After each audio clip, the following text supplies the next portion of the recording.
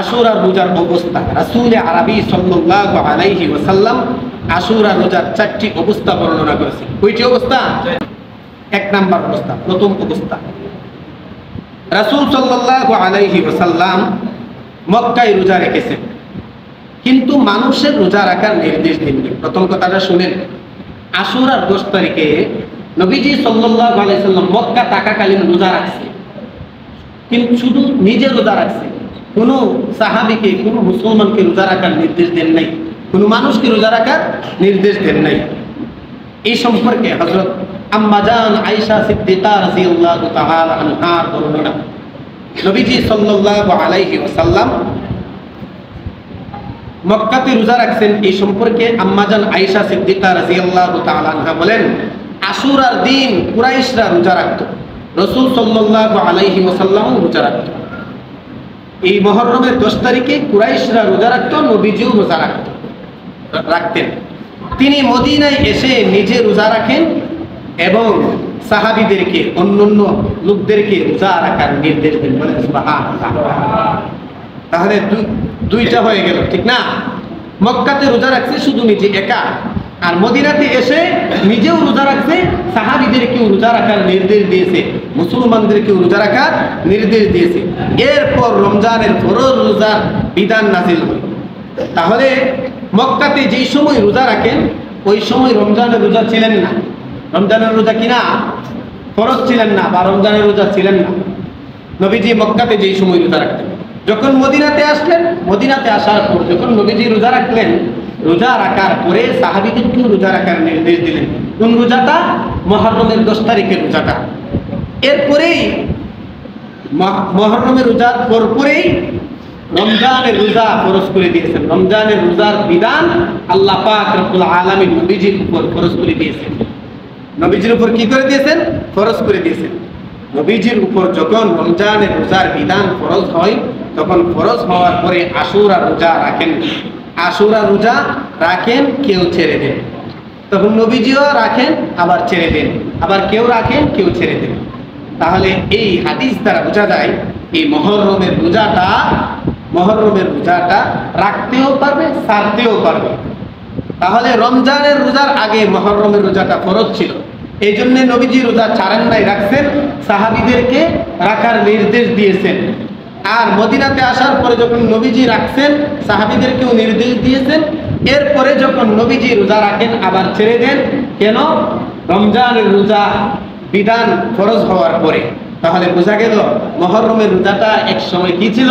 ফরজ ছিল। এই জন্য নবীজি গুরুত্ব সহকারে রাখছেন, সাহাবীদেরকেও রাখার নির্দেশ দিয়েছেন। যখন রমজানের রোজা ফরজ হইল, তখন নবীজি রাখলেন না, ছেড়েও দিয়েছেন, রাখছেন, আবার সাহাবীরাও রাখছেন, ছেড়েও দিয়েছেন। দ্বিতীয় অবস্থা হলো, ইবনে আব্বাস রাদিয়াল্লাহু তাআলা আনহু বর্ণনা করেন, রাসূল করিম সাল্লাল্লাহু আলাইহি ওয়াসাল্লাম মদিনায় এসে সেখানে ইহুদিদের আশুরার দিনে রোজা রাখতে দেখেন। তাদের বলেন, তোমরা এই দিনে কেন রোজা রাখো? ওই পূর্বের হাদিসটার মতই, তোমরা কেন রোজা রাখো? তখন তারা বলল, আমরা এই জন্যই রোজা রাখি যে ওই দিনে আশুরার 10 তারিখে নবী মূসা আলাইহিস সালামকে ফেরাউনের বাহিনীর হাত থেকে রক্ষা করেছেন, এবং নূহ আলাইহিস সালামের নৌকা, নূহ আলাইহিস সালামের কিস্তি ওই মুহররমের 10 তারিখে আশুরার দিনে জুদি পাহাড়ে গিয়ে টেকেছিলেন, জুদি পাহাড়ে গিয়ে আটকেছিলেন, এবং ফেরাউনের দলবলকে ওই দিনেই পানিতে ডুবাইয়া মারছেন।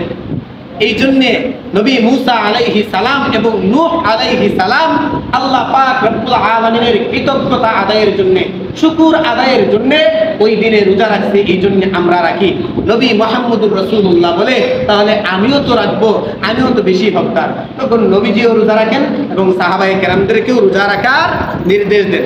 আচ্ছা, এখন আসেন আমরা এই রোজা রাখবো। ইহুদিরা রোজা রাখতো একটা, ইহুদিরা রোজা কয়টা রাখতো? একটা। শুধু মুহররম মাসের 10 তারিখে রোজা রাখতেন। আর নবীজি মুহাম্মদুর রাসূলুল্লাহ সাল্লাল্লাহু আলাইহি ওয়াসাল্লাম কয়টা রাখতেন? নবীজি সাল্লাল্লাহু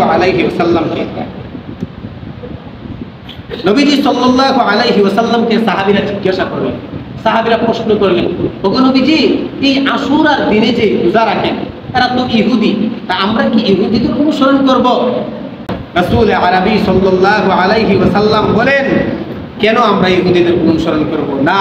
আমরা ইহুদিদের অনুসরণ করব না, ইহুদিদের অনুসরণ করব না। তখন নবীজি বলে গেলেন, তখন নবীজি বললেন, না, আমি যদি আগামী বছর বেঁচে থাকি তাহলে ইনশাআল্লাহ আগামী বছর 2 দিন রোজা রাখবো, 9 তারিখ এবং 10 তারিখ। বলেন সুবহানাল্লাহ। এরপরে আগামী বছর আসার আগে নবীজি দুনিয়া থেকে বিদায় হয়ে গেছেন। বলেন আল্লাহু আকবার। নবীজি দুনিয়া থেকে কি হয়ে গেছেন? বিদায় হয়ে গেছেন। নবীজি আর রোজা রাখতে পারেন নাই। তখন সাহাবায়ে কেরাম রাদিয়াল্লাহু তাআলা আনহুম বললেন, তোমরা শুনো, নবীজির হাদিস প্রমাণ করে নবীজি বলছেন যে যখন সাহাবীরা প্রশ্ন করেছেন, ওগো আল্লাহর রাসূল, আমরা কি ইহুদিদের অনুসরণে রোজা রাখবো? তখন নবীজি বললেন, না, ইহুদিদের অনুসরণে রোজা রাখবো না। আমি যদি আগামী বছর ইনশাআল্লাহ বেঁচে থাকি তাহলে আমি 2টা রোজা রাখবো, 9 তারিখ 10 তারিখ, অথবা 10 তারিখ অথবা 11 তারিখ। তাহলে মুহররম মাসের 2টি রোজা, একটা হলো 10 তারিখ আর একটা হলো 11 তারিখ। যদি কেউ এই 9 তারিখে রাখে তাহলে 9 তারিখ এবং 10 তারিখ, আর যদি কেউ 9 তারিখে না রাখে তাহলে 10 তারিখ এবং 11 তারিখ। কেন? ইহুদিদের বিরোধিতা করার জন্য আল্লাহর নবী সাল্লাল্লাহু আলাইহি ওয়াসাল্লাম এই সিস্টেম উম্মতকে শিখিয়ে দিয়ে গেছেন। বলেন সুবহানাল্লাহ।